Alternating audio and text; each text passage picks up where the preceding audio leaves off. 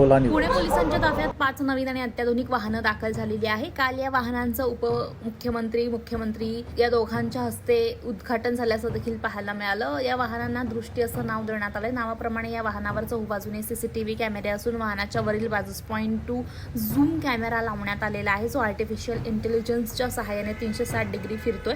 तसंच या वाहनात वायरलेस यंत्रणा उभारण्यात आली आहे. तसेच CCTV display machine, mast light tower, तसेच यावरून ड्रोन उडवण्यासाठी विशिष्ट जागा तयार करण्यात आल्याचे आपण दृश्य पाहतोय. वाहनाच्या वरील बाजूस कर्मचारी सर्व परिस्थितीवर लक्ष ठेवतील एवढी जागा आहे. येत्या गणेशोत्सवाच्या पार्श्वभूमीवर पुणे पोलिसांच्या या वाहनातून चोख नजर ठेवण्यात येणार असल्याचं पाहायला मिळतंय. दरम्यान आता पुणे पोलिसांनी या वाहनाचा वापर करण्यास सुरुवात केल्याची माहिती 9 ऑगस्ट रोजी दुपारी 12 वाजता समोर आली.